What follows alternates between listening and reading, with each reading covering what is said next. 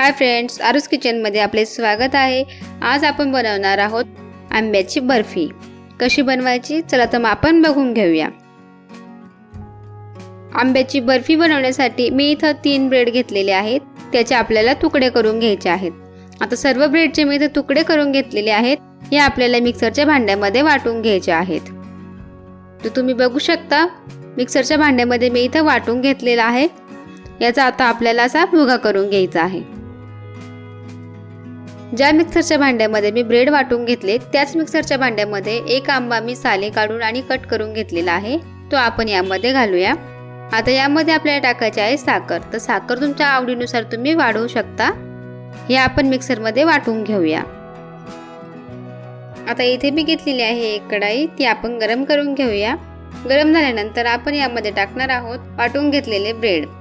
त्यामध्ये ॲड करूयात किसलेलं खोबरं। अर्धी वाटी इथे मी किसलेलं खोबरं घेतलेलं आहे। आता ते आपण मंद आचेवर भाजून घेऊयात। तुम्ही बघू शकता कलर याचा चेंज झालेला आहे। आता हे आपण एका प्लेटमध्ये काढून घेऊयात। त्याच कढाईमध्ये मी टाकत आहे तूप। इथे 1 चमचा मी तूप घेतलेला आहे, ते आपल्याला वितळवून घ्यायचं आहे। तूप इथं आपलं गरम झालेलं आहे। आता त्यामध्ये आपण 1 वाटी दूध घालूया आणि अर्धी वाटी दूध पावडर घालूया। आता हे आपण मिक्स करून घेऊया चांगलं। याच्या गुठळ्या नाही राहिल्या पाहिजे असं आपल्याला मिक्स करून घ्यायचं आहे।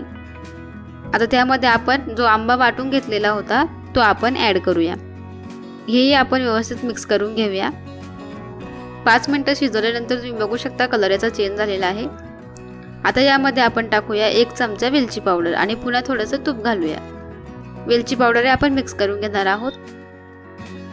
आता यामध्ये जो ब्रेड आणि कोकोनट आपण वाटून घेतलेलं होतं ते यामध्ये घालूया। तर सुरुवातीला 1 वाटी मी इथे घातलेला आहे आणि मिक्स केलेला आहे। आता पुन्हा थोडीशी गरज वाटत आहे म्हणून अर्धी वाटी मी अजून ॲड करत आहे। आता याला आपल्याला सतत हलवायचे आहे आणि जोपर्यंत यामधले दूध आटत नाही तोपर्यंत आपल्याला हे मिक्स करत राहायचं आहे। तर तुम्ही बघू शकता दूध आपलं आटलेलं आहे। आता यामध्ये आपण घालूया ड्रायफ्रुट्स। तुमच्या आवडीचे कोणतेही ड्रायफ्रुट्स तुम्ही यामध्ये घालू शकता। आता यामध्ये पुन्हा 1 चमचा मी तूप घालत आहे। तुपाने का होईल, जे आपल्या साईडला चिपकलेलं जे मिश्रण आहे ते निघायला मदत होईल आणि हे मिश्रणही घट्ट होईल। आता इथं आपलं मिश्रण पूर्णपणे तयार झालेलं आहे। हे आता आपण एका प्लेटमध्ये काढून घेऊयात।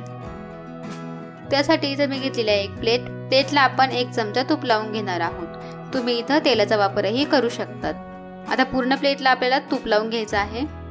आता यावर आपण जे मिश्रण तयार करून घेतलेलं आहे ते टाकूयात आणि याला आता आपण चौकोनी शेप देऊन तयार करून घेऊयात।